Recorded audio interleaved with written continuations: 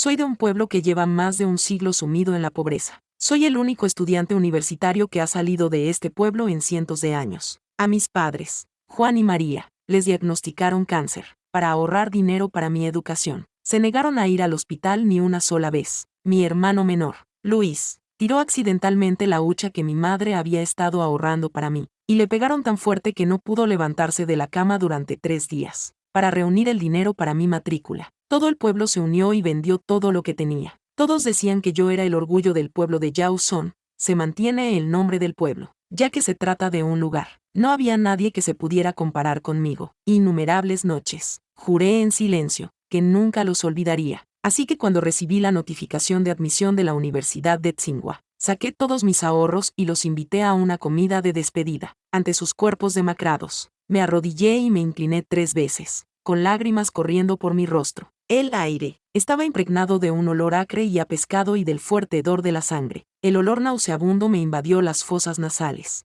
Cuando llegó la policía, estaba examinando el último cadáver. Era el tío Carlos, que solía darme caramelos cuando era niño. No había bebido mucha agua. El veneno estaba haciendo efecto lentamente. Su rostro, como la corteza de un árbol, estaba arrugado por el dolor. Alto, alto, clic. El rugido del policía resonó en el aire. Ya le había roto el cuello al tío Carlos. En ese momento, los 98 aldeanos de Yausón, excepto yo, estaban muertos. Levantad las manos, poned las manos en la cabeza, no os resistáis. Los policías que me rodeaban me acorralaron por completo. Me apuntaron con sus armas. Levanté las manos para admirar mi obra. Una sonrisa de satisfacción se dibujó en mi rostro. No tenía intención de resistirme. Dejé que me esposaran. Al marcharme, pateé a mis padres, Juan y María, que yacían a mis pies. Jorge, ¿por qué has hecho esto? En la sala de interrogatorios, el detective experimentado me hizo esta pregunta por 58ª vez, mirando su expresión seria. Me encogí de hombros con indiferencia. Oficial,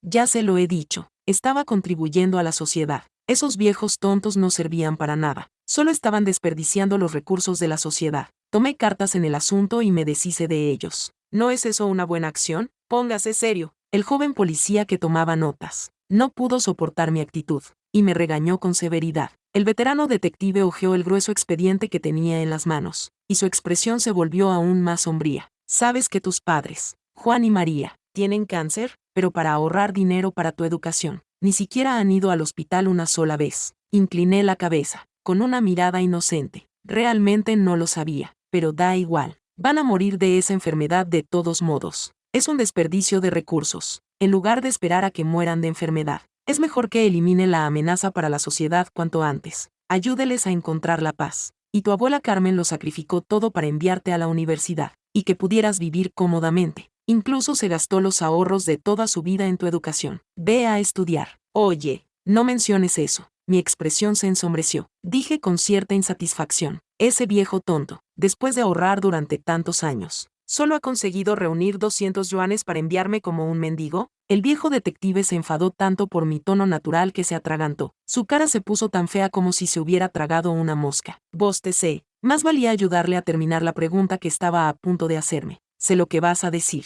También están el jefe del pueblo, el tío Carlos y la tía Ana. Todo el pueblo ha sido muy amable conmigo. Temía que se sintieran solos, así que los maté a todos. Ahora tendrán compañía en su camino al más allá. ¿Verdad, agente? ¿Cree que soy lo suficientemente considerado? Basta. El joven policía que tomaba declaración dio un golpe en la mesa. La fuerza fue tal, que rompió el bolígrafo que tenía en la mano. Jorge, ¿te has leído los libros en el estómago de tu perro? Todos ellos eran tus benefactores. Eran como tus padres. ¿Cómo has podido hacer algo así y seguir riéndote? No eres mejor que un animal. Se levantó enfadado, y escupió al suelo. Si no fuera por lo último que me queda de dignidad como policía, me habría abalanzado sobre él y le habría dado una paliza. Pero viendo lo enfadado que estaba, no me dio miedo. Agente, ¿por qué está tan enfadado? Si no está satisfecho, entonces baje con ellos. De acuerdo. El joven policía estaba tan enfadado que se le puso la cara roja. Su pecho se agitó violentamente varias veces. Entonces no pudo aguantar más. Cerró la puerta de un portazo y se marchó. No puedo interrogarlo. Trae a otro. Este tipo es una bestia. Es espantoso. Fruncí los labios, sin mostrar emoción. El interrogatorio volvió a llegar a un punto muerto. El viejo detective que estaba a su lado se negó a rendirse. Golpeó la mesa con los dedos. Su mirada aguda, tan precisa como la de un águila. No se apartó de mí. Todo tiene una razón. Toda causa tiene un efecto. Jorge, si confiesas con sinceridad, quizá puedas negociar una reducción de la pena. ¿Una reducción de la pena? Miré su expresión seria, y no pude evitar resoplar, como si estuviera mirando a un tonto. Oiga, agente, ¿no tienen que pasar una prueba de coeficiente intelectual los policías? He matado a más de 100 personas. ¿Y me habla de una reducción de la pena? ¿Qué estupidez es esa? No hay remedio. El viejo detective finalmente no pudo aguantar más. Cerró la puerta de un portazo y se marchó, con aire derrotado. Otro menos. ¡Qué aburrido! Cuando se abrió de nuevo la puerta de la segunda sala de interrogatorios. Habían pasado 3 horas. Esta vez, además de la policía, también habían traído a un viejo conocido mío, mi antiguo profesor, Isabel. Pensé que me miraría como todos los demás, con una expresión de disgusto, pero cuando me vio, su primera reacción fue llorar. Jorge, ¿cómo has podido hacer esto? Se abalanzó sobre mí y me abrazó, sollozando sin control. Debía de haber alguna historia oculta, ¿verdad? Buen chico, si tienes algún resentimiento en tu corazón, díselo a tu profesor. Vale, el profesor no cree que seas capaz de hacer algo así. Al escuchar su voz entrecortada, levanté la mirada inexpresiva hacia el desconocido que había entrado con tanta autoridad. Sonreí con sarcasmo. ¿Cómo lo sabes? Todos los que me conocían están muertos. Tuviste que buscar a un maestro para venir aquí. Como la fuerza no funciona, estás intentando usar tácticas suaves conmigo. Los ojos del hombre se oscurecieron. Sacó una silla y se sentó. Me llamo Ricardo. Soy el subdirector de la División de Investigación Criminal. Este caso ha tenido un gran impacto social. Es demasiado grave, así que tú te encargarás del interrogatorio a partir de ahora. Ah, entonces solo ibas a pedir refuerzos. Me encogí de hombros con indiferencia. Moví la muñeca, que estaba enrojecida por las esposas. Oye, profesora, ¿puede levantar eso? Isabel se puso rígida. Se levantó con los ojos enrojecidos. El sonido de Ricardo golpeando la mesa con el bolígrafo sonaba como el juez del inframundo. Jorge, tenías excelentes notas en la escuela. Tu comportamiento era normal. Tus profesores y compañeros de clase tenían una alta opinión de ti, y tus pruebas psicológicas no mostraron ningún problema. No había signos de trastorno de personalidad antisocial. Dices que cometiste el crimen sin ninguna razón. No te creo. Entrecerró los ojos. Un par de ojos agudos pueden ver a través del corazón humano, pero si pude matar a todo el pueblo sin pestañear, ¿cómo podría intimidarme él? ¿No se supone que la policía valora las pruebas? Si crees que miento, muéstrame las pruebas. De todos modos,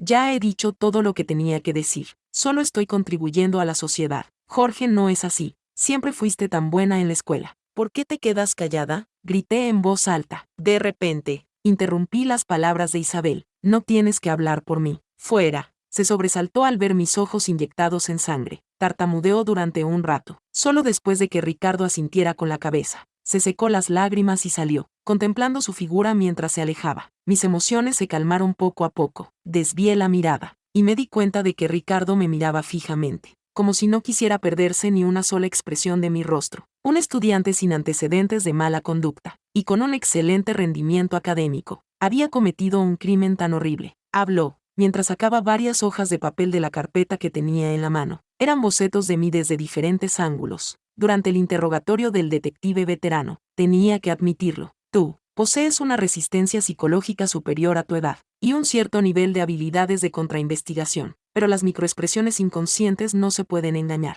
Jorge, estás mintiendo. La certeza de sus palabras y el cálculo seguro de sus ojos sugería que había leído mi mente, pero a mí solo me parecía ridículo. Agente, ¿alguien tan arrogante como usted puede llegar a ser subdirector? ¿No hay nadie más en la oficina provincial? Ricardo no se enfadó por mi tono sarcástico. En cambio, siguió presionándome, diciendo que estaba equivocado. De acuerdo, has acertado. El nuevo policía que tomaba declaración claramente no esperaba que respondiera con tanta rotundidad. No pudo evitar quedarse paralizado por un momento. Eché un vistazo al reloj de péndulo de la pared, y luego miré a Ricardo. Sé que tú eres el responsable aquí. Si aceptas una condición, te diré la verdad. Eres un asesino con una larga lista de delitos. ¿Y te atreves a poner condiciones? Realmente no sabes cuándo rendirte. Director Ricardo, esta mujer probablemente trama algo. No acceda a sus condiciones. Ricardo levantó las cejas e ignoró al policía enfadado que tomaba notas. Después de pensarlo un momento, me miró. Adelante, di lo que quieras. Si quieres una reducción de la pena, lo siento, eso es imposible. Sonreí. Si tuviera miedo de morir, no lo habría hecho. No quiero una reducción de la pena. Quiero salir y ver. Le dije a Ricardo que quería ir a la torre más alta la semana pasada. Lo discutieron internamente durante 2 horas, y finalmente accedieron a mi petición. Aunque solo podía moverme con las esposas, recuperé brevemente mi libertad, pero no esperaba que, nada más salir de la comisaría, se produjera un incidente inesperado que nadie había previsto. La entrada de la comisaría estaba abarrotada de gente enfurecida. Al verme salir, todos se enfurecieron tanto que parecían dispuestos a devorarme vivo. «Mirad todos, ha salido el traidor». Este grito desató el frenesí entre la multitud. Los espectadores comenzaron a sacar objetos de sus pertenencias y a lanzármelos. A pesar de que los agentes de policía ya estaban allí intentando mantener el orden, me lanzaron huevos podridos y comida en mal estado, hasta que quedé cubierto de pies a cabeza. «Pequeño bastardo, ¿cómo te atreves a dar la cara? Seguid lanzando, matad a esta escoria. Agentes, no dejéis que se escape. Si merece que le disparen. Ha deshonrado a la policía.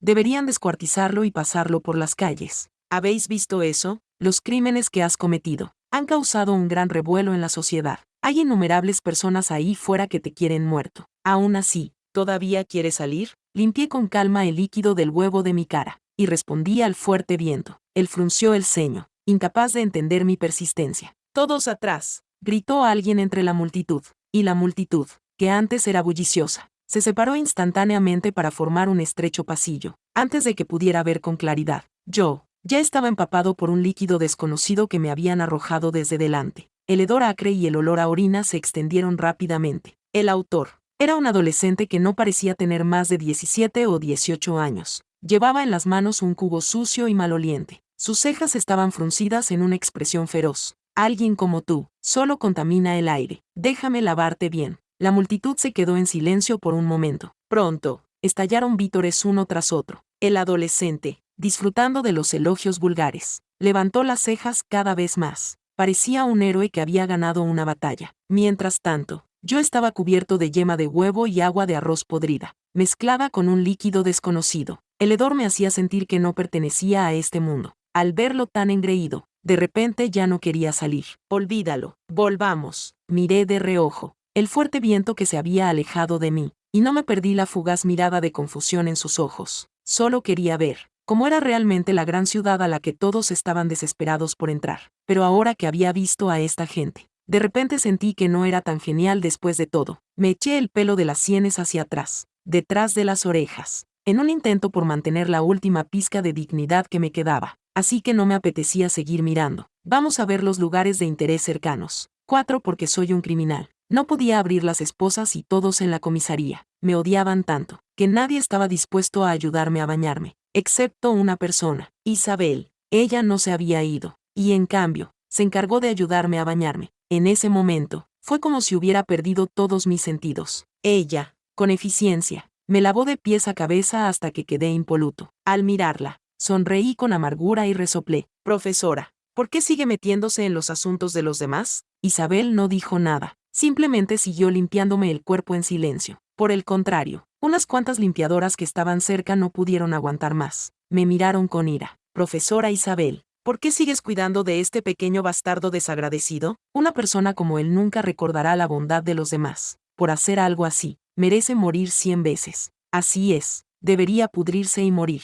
Pensé que Isabel no prestaría atención al desprecio que sentían por mí, pero, para mi sorpresa, tiró al suelo la toalla que sostenía. Su rostro, normalmente amable, estaba lleno de ira. «¿El caso está cerrado?» «¿Cómo que si el caso está cerrado?» Las limpiadoras se miraron entre sí, confundidas. No entendían nada. Isabel continuó: «Trabajáis en la comisaría. Lleváis mucho tiempo expuestas a esto. Ni siquiera conocéis los principios básicos de la moralidad. Aunque mi alumno sea culpable, la ley lo juzgará. No es vuestro lugar cotillear aquí». Hubo un momento de silencio. De repente, estalló una carcajada. Las pocas personas que había allí lo miraron como si fuera un lunático. «¡Qué pérdida! Pensaba que esta mujer era una persona normal. Resulta que está tan loca como el resto». «Olvídalo. ¿Qué sentido tiene discutir con ellos? De todos modos, no lo apreciarán. Es culpa mía por entrometerme en los asuntos de los demás. ¿Cómo pude olvidarlo? Un profesor que tiene alumnos así no puede ser un buen profesor». Las mujeres pusieron los ojos en blanco y se retiraron hacia la puerta. Eché un vistazo a la espalda de Isabel. Estaba a punto de decir algo sarcástico cuando, de repente, se quedó en silencio y se acercó por detrás.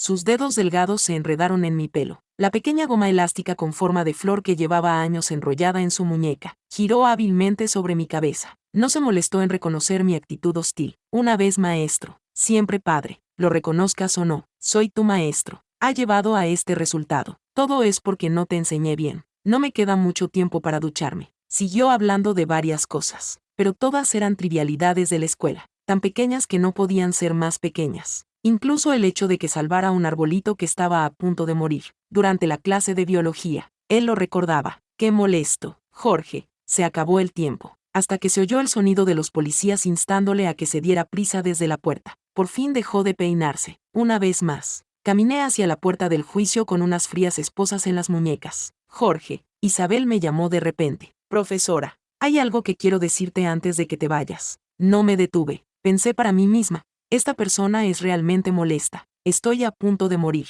Y él todavía quiere darme un sermón. Feliz cumpleaños. Mi cuerpo se tensó de repente. Jorge, profesora, feliz 18 cumpleaños. Esa voz, suave y serena con el paso del tiempo, como una espada afilada, atravesó las capas de defensa de mi corazón. El policía se detuvo en seco, y me miró con una expresión extraña. Una profesora tan buena. ¿Cómo ha podido enseñar a una alumna como tú? Es realmente extraño. Ignoré los murmullos que salían de su boca. Cuando el líquido caliente goteó sobre mi muñeca, volví a la realidad como si despertara de un sueño. Cerré los ojos, y me burlé de mí misma en mi corazón. Parece que he vuelto a perder. Las tácticas suaves realmente funcionan. Oiga, agente, me sequé una lágrima, y tiré del uniforme del agente que estaba a mi lado. Lléveme a ver al director Ricardo. Estoy dispuesta a decir la verdad. Muchos agentes habían oído hablar de mí. Ese hueso duro de roer. Por fin estaban dispuestos a ceder. Se reunieron en secreto alrededor de la puerta para observar. Aunque solo estaban Ricardo y el agente de policía que tomaba declaración delante de mí.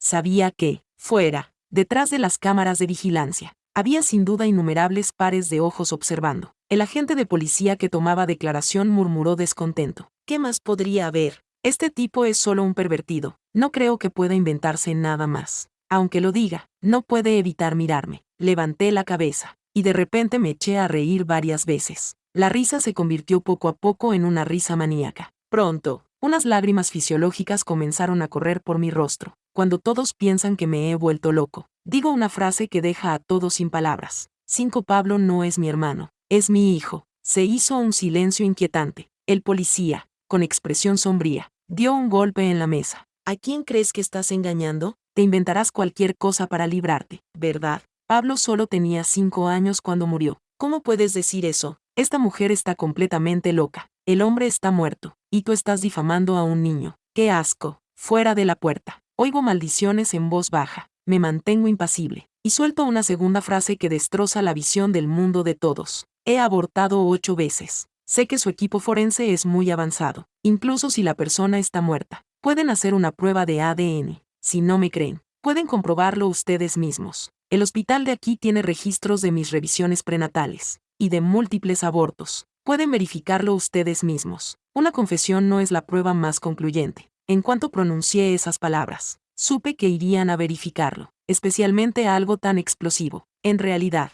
mi verdadero nombre no es Jorge, es Jorge. Cuando nací, mis padres y mi abuela vieron que era una niña, y quisieron ahogarme en el río, pero, por alguna razón, cambiaron de opinión. Siempre pensé que me habían conservado porque era útil. Pensaban que podría ayudarles con las tareas domésticas cuando creciera. Así que, para evitar que me abandonaran, me ofrecí voluntaria para hacer el trabajo más sucio y duro de la casa desde muy pequeña. Pero, en realidad, apenas comía nada. La cantidad de trabajo que hacía era más de 10 veces lo que comía. Aún así, nunca me trataron bien. En todo el pueblo, la persona más amable conmigo era Manuel. Cada vez que me veía cuando era pequeña, sacaba un caramelo de su bolsillo y me lo daba. Oía mucha gente del pueblo decir que era un viejo soltero sin mujer ni hijos, que traía mala suerte, pero yo no lo creía así. Solo sabía que era amable conmigo. La última vez que me dio caramelos fue cuando tenía 13 años. Ese caramelo era diferente a todos los que había comido antes. En cuanto lo probé, me quedé dormida. Recuerdo vagamente que me cogió en brazos y me sentó en su regazo. El intenso dolor que sentía debajo de mí desgarró mi cuerpo, y me devolvió a la realidad.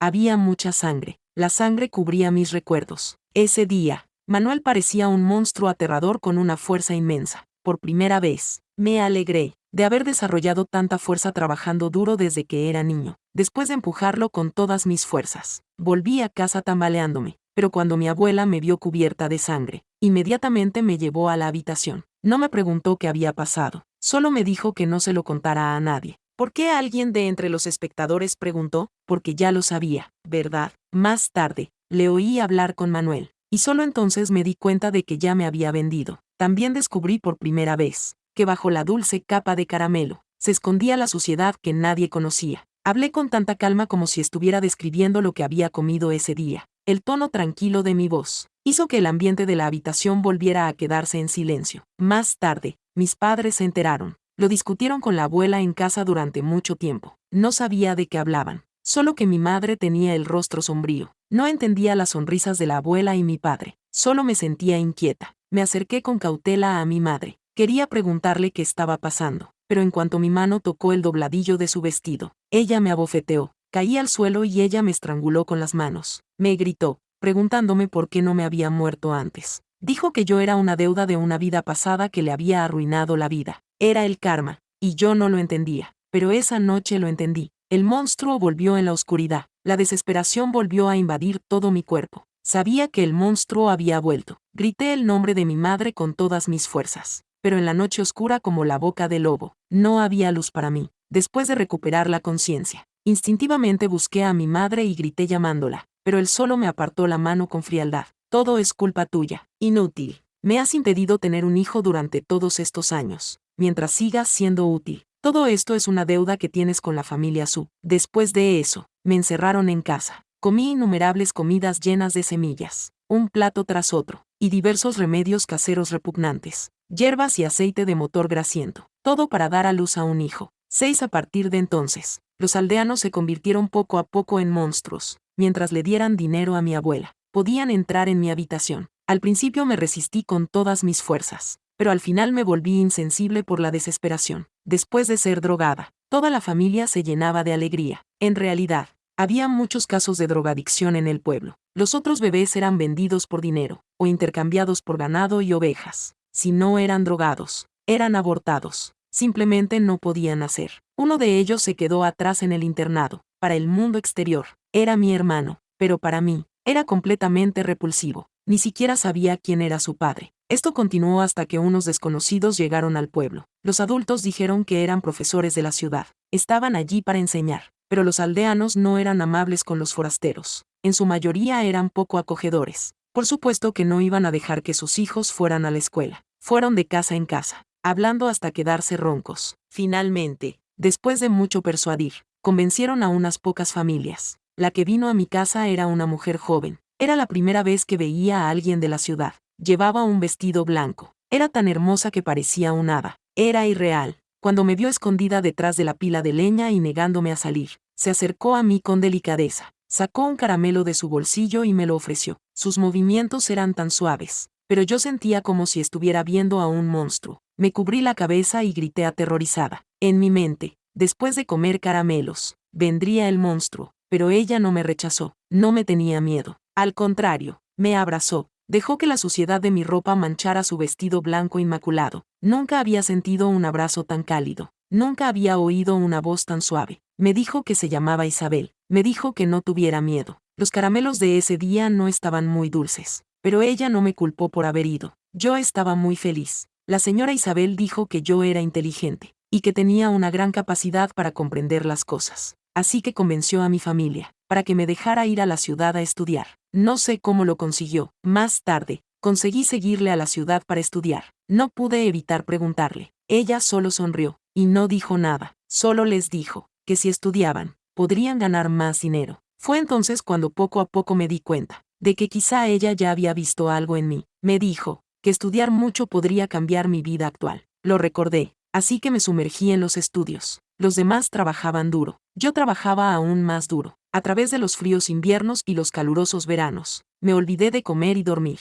Día tras día, llené varias cajas con bolígrafos desechados. Mis 10 dedos estaban callosos por el duro trabajo. Esos fueron los mejores años de mi vida. No había regaños, ni monstruos, ni dolor. Después del examen de ingreso a la universidad, tuve que regresar al pueblo. Cuando nos despedimos, abracé a la señora Isabel y lloré durante mucho tiempo. Ella me consoló diciéndome que, con mis capacidades, entrar en la Universidad de Tsinghua o en la de Pekín no sería ningún problema. El nombre Jorge también me lo puso ella. Mi familia quería que muriera joven, pero ella dijo que morir joven también es un honor, algo hermoso y precioso. Dijo que tendría un futuro brillante, y que el resto de mi vida sería un camino de rosas. Ya que había entrado en la Universidad de Tsinghua o en la de Pekín, ¿por qué tenía que matar a todos los del pueblo? Ricardo levantó los ojos, y me miró con voz ronca. Al recordar aquel momento doloroso y oscuro, las emociones que había reprimido durante tanto tiempo ya no pudieron contenerse. Me derrumbé y grité, porque se lo merecen.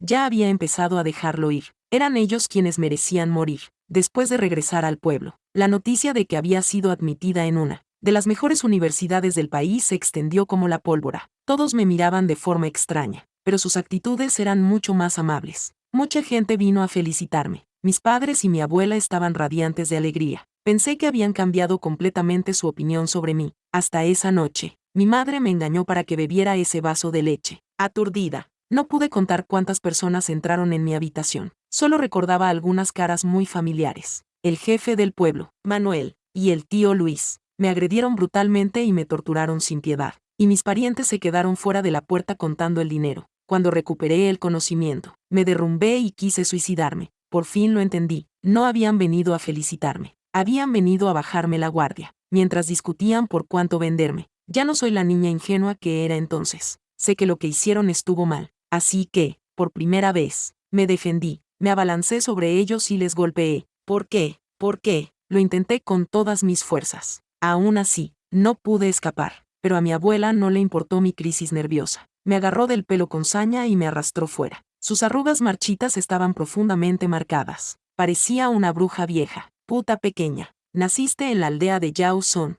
Morirás como un fantasma de la aldea de Yao Son. No te creas tan importante solo porque hayas leído unos cuantos libros. No eres más que una inútil que solo sirve para gastar dinero. Los 200 yuanes que te di no valen ni 200,000. Te voy a despellejar viva, Javier. Mostrando sus dientes amarillos. Contó el dinero que había junto a ella y asintió. Sí, de todos modos. Si sales a estudiar solo gastarás dinero. Nuestra familia no tiene tanto dinero. Yo hacé tu cuerpo para pagar la matrícula. Es suficiente dinero. No, en su conversación, descubrí la verdad. Hacían esto, porque temían que si me iba a una gran ciudad a estudiar en la universidad, me volvería salvaje, que no reconocería a nuestros antepasados ni a ellos. Más les valía haber ideado este plan, para atarme a ellos para siempre. No sois humanos. Abrumada por el dolor y la rabia, estallé con una fuerza increíble. Empujé a mi abuela, y me abalancé sobre Javier, mordiéndole el brazo con ferocidad. La sangre y las lágrimas se mezclaron. Mi corazón estaba destrozado. Quería morir. Mujer mala, no le pegues a mi padre. En el caos de la lucha, sentí un dolor agudo en la espalda. Pablo, de 5 años, sostenía un cuchillo en la mano, y me miraba con odio. Vieja bruja, mujer malvada, fuera de aquí. Esa cara es igual que la mía, y como Javier, y como mi madre. Asquerosa, tan asquerosa. Así que le di una bofetada, mientras él lloraba. Mi madre, que había estado en silencio todo el tiempo, se abalanzó sobre mí, me agarró del pelo, y me dio 2 bofetadas más fuertes. Él recogió el frasco de medicina del suelo y lo abrazó contra su pecho. Me miró como si fuera su enemigo. Puta pequeña, te has vuelto loca. ¿Cómo te atreves a pegar a mi precioso hijo? No pude soportarlo más. Ignorando la herida sangrante de mi espalda, salí tambaleándome y vomité violentamente. Así que, desde esa noche, querías matarlos. Ricardo se mordió el labio. Su nuez se movía. ¿No merecen morir? Lloré y reí al mismo tiempo. Incluso pensé que habían muerto demasiado fácilmente. La mujer que me dio a luz me odiaba con todo su corazón. Creía que todo el sufrimiento de su vida era culpa mía. Cada vez que Pablo entraba en contacto conmigo, su reacción era extrema. Se enfadaba tanto que incluso le pegaba a Pablo. A veces le pegaba tan fuerte, que se escapaba en mitad de la noche para ponerle medicina en las heridas. El hijo que había dado a luz era sucio y desafortunado. Mamá no quiere que tengas nada que ver con él. En cuanto gane algo de dinero, mamá te comprará todo lo que quieras. Esa fue la primera vez que me di cuenta de que mamá también tenía un lado tan amable y gentil. La forma en que consolaba a Pablo era algo que nunca había visto antes. Dentro de la casa había una familia cálida y amorosa, mientras yo solo podía acurrucarme fuera de la puerta, llorando con la boca tapada como un ratón viejo y oscuro. Innumerables noches. Las imágenes en mi mente no se desvanecían. Los rostros de los aldeanos. Era claramente culpa suya. pero todos en el pueblo me culpaban a mí. Las mujeres me llamaban zorra, una puta que seducía a sus hombres. El jefe del pueblo me amenazó, si se lo contaba a alguien, le dirían a todo el mundo lo baja que era, como pagaba mis estudios acostándome con hombres. La cuerda que se había tensado durante 18 años en mi mente se rompió por completo. La bestia reprimida en lo más profundo de mi corazón había perdido finalmente el control bajo sus repetidos abusos. Lo que pasó después, ya lo saben todos. Fingí someterme y obedecer. Los invité a un banquete, y eché paraquat en el agua, viéndolos morir en agonía. Todos murieron a manos mías. Lo confieso, la sala quedó en silencio. Por fin dije la verdad. Lo confesé con mi propia boca, pero todos se quedaron paralizados. No había ni rastro del alivio que esperaba al concluir el caso. El interrogador luchaba por escribir mi confesión, palabra por palabra. Le temblaba visiblemente la mano mientras sostenía el bolígrafo. Lo miré. Oficial, por favor, escriba, Jorge, cuando escriba mi nombre. Esta vez, quiero ser Jorge. Yao significa jade hermoso, hermoso y precioso. Por desgracia, mi vida ya está arruinada. La puerta de la sala de interrogatorios se abrió de un empujón. El policía encargado de la investigación sostenía unos documentos en las manos. Rompió el ambiente incómodo. Los resultados del director Ricardo habían llegado. Jorge era efectivamente la hija de Jorge. Además, diferentes clínicas del hospital de la ciudad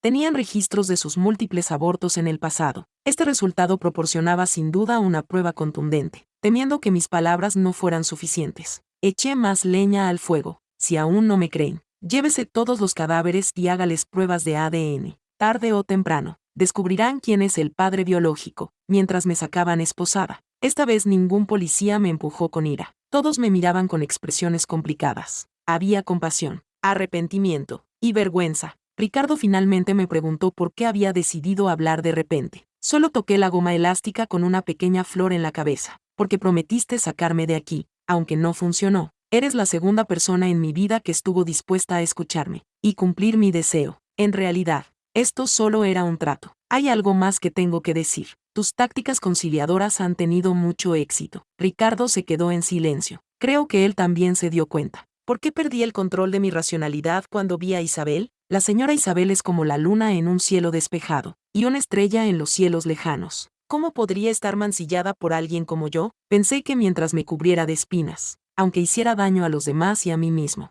al menos podría protegerme hasta cierto punto, pero nunca imaginé que alguien me abrazaría sin dudarlo, sin miedo al dolor. 9. Volver a ver a Ricardo. Fue medio mes después. Me escoltaban al lugar de ejecución para ser ejecutada. No esperaba que viniera a verme. Tampoco esperaba que viniera Isabel. En realidad, mientras estaba detenida, Ricardo había venido una vez. Si todavía quieres ir a la Torre Sou, puedo intentar preguntar a mis superiores. No es necesario. Le interrumpí. A través de la pequeña ventana cuadrada, de la puerta de la celda, nuestras miradas se cruzaron de nuevo. Ya había decidido no ir. Este mundo, esta ciudad, la gente de esta ciudad, ya no merecían mi efecto residuo. La señora Isabel llevaba el mismo vestido blanco que llevaba cuando nos conocimos. Sacó un caramelo de su bolsillo. El envoltorio, que normalmente se abría en unos segundos, le costó mucho tiempo. Bajé la cabeza y me metí el caramelo en la boca. Ella se dio la vuelta, se secó los ojos, y esbozó una sonrisa dolorosa. El viento soplaba muy fuerte allí. Señora Isabel, la observé mientras esbozaba una sonrisa. Quería grabar su rostro en mi memoria. En mi próxima vida, no quiero ser tu alumna, dijo con los ojos enrojecidos. Me quedé un poco desconcertada. Me di la vuelta y le sonreí con alegría. En mi próxima vida, quiero llevar tu apellido. Sé mi madre. Tumbada sobre el equipaje, cerré los ojos, y sentí la aguja perforar mi piel, y entrar en mi cuerpo. ¿Acaso la muerte no es tan aterradora?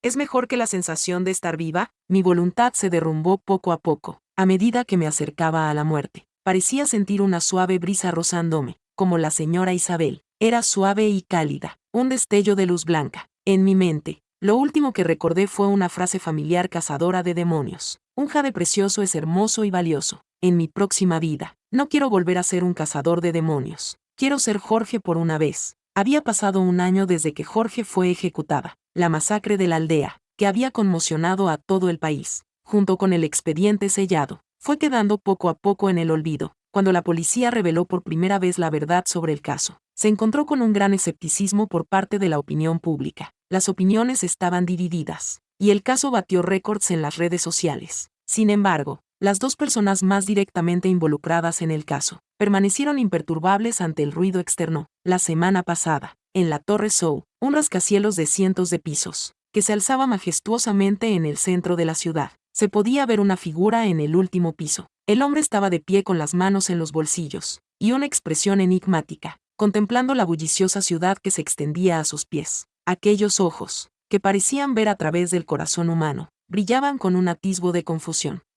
Él había sido en su día el director más joven de la oficina municipal. Su carrera era prometedora, aunque el caso se había cerrado. Le había dejado sumido en una profunda reflexión, hasta tal punto que, cada vez que se encontraba en un callejón sin salida en un caso, acudía a la Torre Sou para reflexionar. ¿Por qué?, se preguntaba el fuerte viento. Quizás era para animarse a sí mismo. Nunca olvides que, como agente de policía, tu misión es defender la justicia. Quizás era para recordarse a sí mismo que debía mantener la calma y la compostura, para manejar cada caso de forma correcta y exhaustiva. Al otro lado, en la escuela de un pueblo, las risas alegres resonaban en el aire. Una figura vestida de blanco estaba sentada en el centro, rodeada de niños inocentes. Señora Isabel, ¿qué va a hacer cuando se vaya? Isabel abrazó a la niña en sus brazos y sonrió. Cuando termine mis clases aquí, iré a diferentes lugares para seguir enseñando. Conoceré a muchos otros niños como tú. La niña asintió con la cabeza, pareciendo entenderlo, pero sin comprender del todo el significado. Volvió a preguntar con voz clara: Señora Isabel, ¿usted quiere mucho a los niños? ¿No quiere tener hijos propios? Su hija sería muy feliz. Isabel se detuvo mientras se ataba el pelo. Sus ojos se humedecieron ligeramente. Levantó la vista hacia el cielo lejano. Después de un largo momento, respondió con una reflexión. Entonces, S.R.A. Isabel, ¿qué nombre le pondría a su hijo? ¿Prefiere un niño o una niña? Sé que la S.R.A. Isabel debe preferir una niña. No, un niño. Los niños charlaban y discutían, debatían sin cesar. Al ver que el viento estaba a punto de levantarse, Isabel se levantó, tomó a los niños de la mano y los llevó hacia el aula. Mientras caminaba, respondió: siempre que esté dispuesto a venir, a ser el hijo de la profesora, ya sea niño o niña. La profesora lo querrá. Maestra Isabel, aún no ha dicho qué nombre le pondrá a su hijo. El nombre del hijo de la maestra lo hemos pensado durante mucho tiempo. La suave voz de la mujer se llevó la brisa. Se llamaba Isabel Jorge.